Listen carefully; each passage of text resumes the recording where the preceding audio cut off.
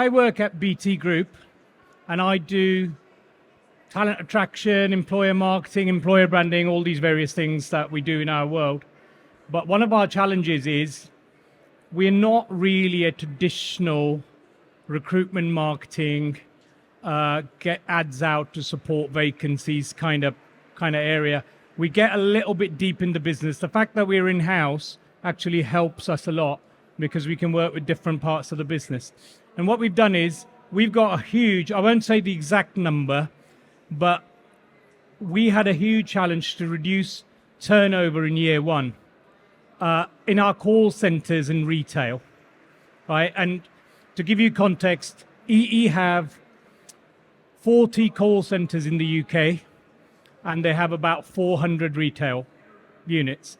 So if you imagine the amount of people that go in and out over a 3, 6, 9 month period, retention is probably, I won't give you the exact figure, but it's far in excess of a 8-figure challenge at BT annually, right?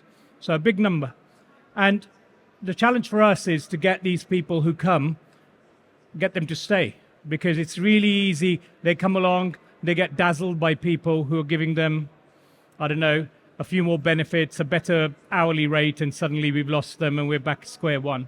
So that was one of our challenges. Gender diversity, I think we always fight for gender diversity as a business. We're a techie type business, so we've always got a desire to drive more gender diversity.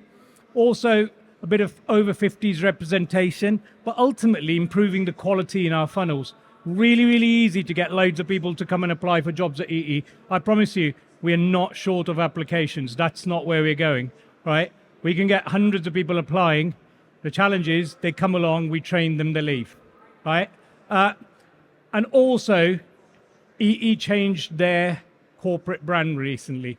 And anybody who works in a business where the corporate branding team are obsessed with their brand means nobody else can touch it, use it, or even look at it, right? And that was us, right? So we had to go away and come up with a segmentation project. So what we did was we segmented in our current workforce across call centers and retail, the highest performers, longest stayers, and then we looked at how we could align those candidates to those segments, and then get the attraction working to make sure that we only targeted those people. We will always get people applying to work at EE, not a problem. But our actual active targeting was very, very segment driven, only to drive traffic into those segments. And then we kind of see how it goes and improve as we go. But if I show you some of the segments we came up with, there's a parents and carers segment, over 50s segment, there was a gamers segment, so they're a little bit more techie, and then career developers is also another segment. In total, there are about 8 segments. But what we did was we worked with our talent teams, our onboarding teams. A lot of deeper HR stuff went into us working out exactly which segments they felt were going to help us produce our output in retention. The ultimate goal we were trying to get to was retention. And, you know, we had to go and fix it. But attraction is only one lever. People always go, oh, we get really bad quality because the attraction is not great, right? Well, that's a really easy out. If we fix the attraction and we still get turnover, then the problem is probably a little bit further down the line. But we had to start fixing the attraction issue. The whole of the campaign outside of the media buying was done by the internal attraction team. So we did it all, right? But that helps.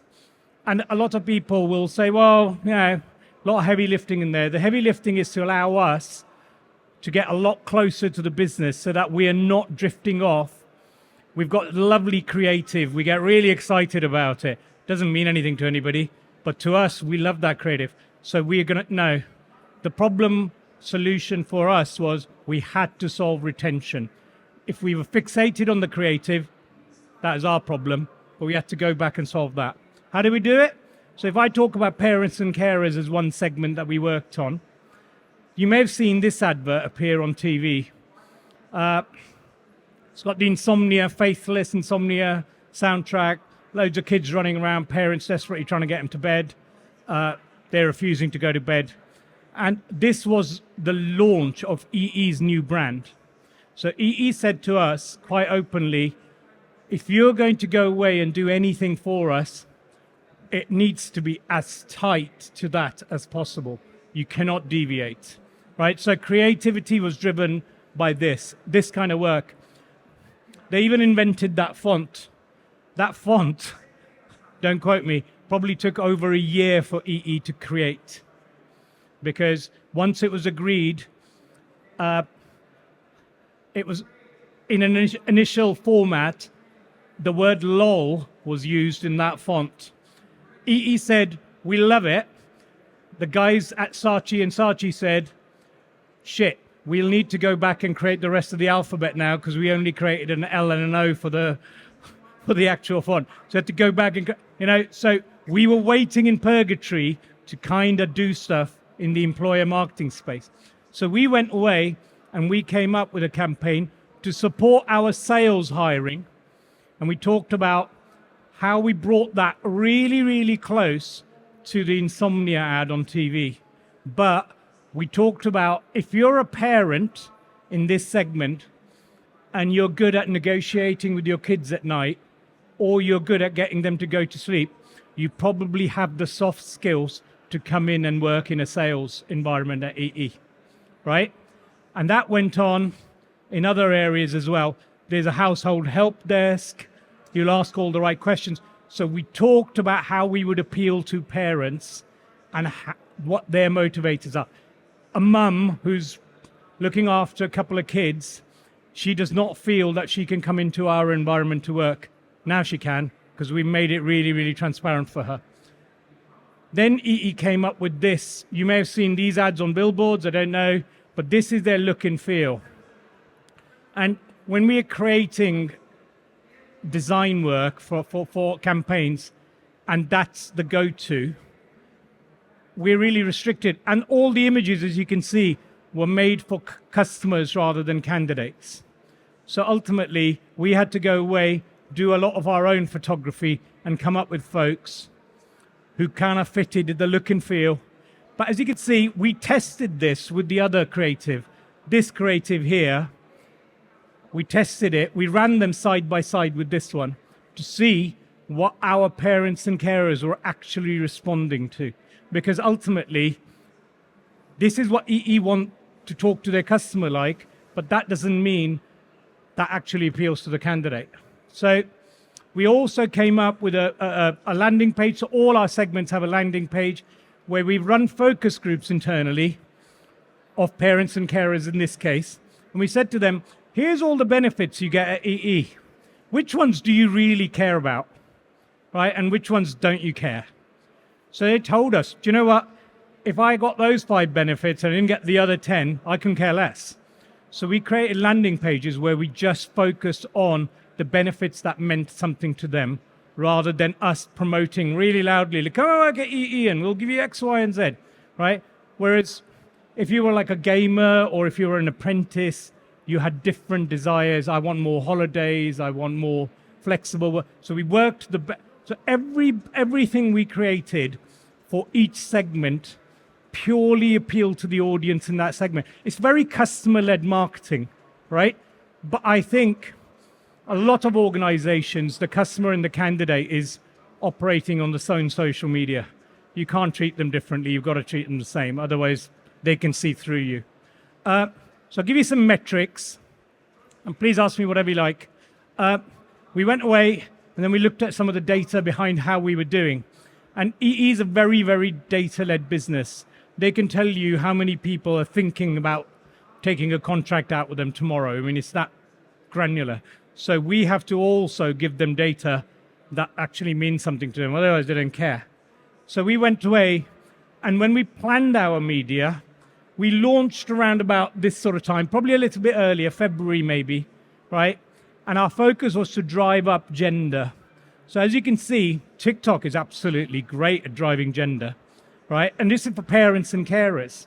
So we would look at things parents and carers would search for on TikTok, We would build up an audience through that. We worked with an agency called Crunch Digital who bought our media for us. They're very good. And in time, as you can see, the representation of our targeting has gone very, very female heavy. So our funnels, the ones that we are driving traffic to, are very gender led, right? So there's no risk in that, right? Again, in Instagram, we've kind of started with a female audience, but we've preserved it. And now we are looking to kind of grow that. And then again, Facebook tends to be a little bit better for us. It usually has a 2/3 gender split, female to male. So a lot of our targeting was very, very much around making sure that our funnels were full of women. Then we went away and checked which ads worked the best for us. Now I showed you those other ads with the little squiggle 8 around them, right? I showed you these ones. In May, in August, if you look at our best performing ads for EE, were very, very much these kind of ads for that parents and carers group. Now, traditionally, this is really soft selling, right? It's really soft. It's not screaming, come and work at EE. It's not doing that. And if you show that normally to a recruitment audience, their take is, well, what job am I going for, right? That's not the point. We wanted to actually motivate the segment to understand that their soft skills were what we were looking for them to come and work for us. So these ads have performed outstandingly well. So look at the female data, right? So when we started in Q3 last year, application representation was 40%. It's now up to 51%, right? The business is static, right? The female hiring percentage was 36%, and now it's 56% in Q2. The targeting is, in this specific segment, the targeting has worked so well that we are getting a huge amount of gender hiring. And this is in part-time sale. So part-time roles was not something EE were comfortable about. Oh, we can't have that. It breaks our systems up. We're not used. We're not set up for part-time people. Right? In time, that's worked really well. They're now actually committed to growing part-time careers at EE because the amount of female representation. Because if a mum wants to drop her kids off and then collect them, but she can give EE 4 hours of her time between that period, we'd be naive to say no, especially if she's a great hire for us. Full-time, month-on-month, it's gone up in sales. In the last 8 months, 44% of the applications were female, 46 were hires. So even in full-time, we got a lot to return back. The quality, if you just focus on the last stat, the last stat is like 83%. So from people who were qualified and went on through to interview and hire, we cleaned out that funnel. So we have very little wastage so our recruiters did not have copious amount of people to go and kind of interview to find the gold in there. We actually cleaned the funnel up really, really well. Because of all the hard yards we did beforehand, a lot of our candidates knew that we could give them the benefits they wanted, knew we could give them the flexibility they wanted, knew that the role would help develop their career. All of this kind of commitment was given. So by the time they're in the process, they're not somebody who's going to drop out. Because remember, we're still trying to solve retention. Retention is our challenge. So what did that look like in a bit of time afterwards? So our female hiring data shows overall, apart from mobile service, we've gone up in female hiring across the business. But also some of our female hiring and retention, the numbers were going in the right direction. To the point, if you look in Q1 and Q2, our retention data is represented by the blue line. The orange line represents where we are in Q3, right? I don't underestimate when I say to you, it's an 8-figure challenge at EE around retention. If we can fix that, the amount of money that goes back into the business for us to be able to support colleagues with their development is massive. And what we've done through this project now is probably given them, it's early doors, it's 3 months, 6 month retention data, right? We're going to probably be judged after year 1 to see how we get on with that and see whether we retain the people we want to retain. But initially, our numbers look fairly positive. So the future for us are more segments. These are all live at the moment. Our over 50 segment is live. It's doing really, really well. Again, over 50s, EE want us to be really, really representative of the customer we serve. The amount of people that come in to our retail outlets that are over 50 who don't know how a phone can be fixed very quickly or work, right? And they come in and they talk to 18-year-old lads who are talking to them in tech talk that they can't understand. And suddenly they feel so distant from that customer relationship. Now we're looking to hire people who are going to actually help develop that experience a lot better, give them a lot more conversation in their own language. This has been a great run for us. These were the career developers, we call it, apprentices as well. We've just finished in September a campaign to hire 240 of these guys. And we went out and we talked to them again about what their motivation for an apprenticeship is at, right? They've got a lot of choice of apprenticeships at EE, but these guys told us exactly the benefits they wanted. And again, we developed a candidate experience for them, which took them all the way through, no wastage.